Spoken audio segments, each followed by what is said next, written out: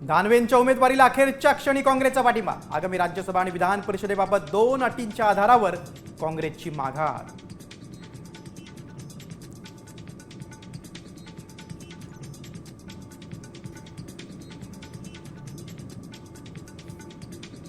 नीलम गोरे आणि बच्चू कडूंना शिंदे सेनेकडून विधान परिषदेची उमेदवारी अर्ज दाखल करण्यापूर्वी एकनाथ शिंदेंच्या उपस्थितीत कडूंचा शिंदे सेनेत प्रवेश।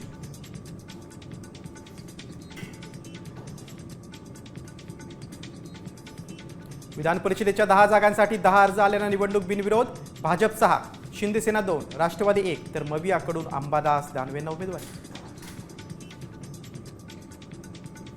शेतकऱ्याकडे जेवढी शेतजमीन तेवढंच खत मिळणार। कृषी खात्याचा मोठा निर्णय, खतांचा तुटवडा असल्यानं निर्णय घेतल्याची चर्चा।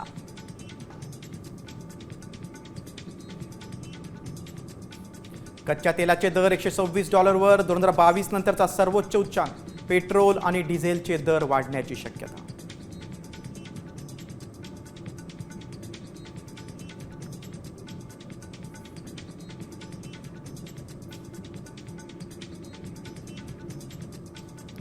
पवारांविरोधात निवडणूक लढणार नाही, वेळ पडल्यास मतदारसंघ बदलेन, सुप्रिया सुळेंचं विधान। सुळेंनी केलेलं वक्तव्य आमच्या कुटुंबियांचीच इच्छा, सुनेत्रा पवारांची प्रतिक्रिया।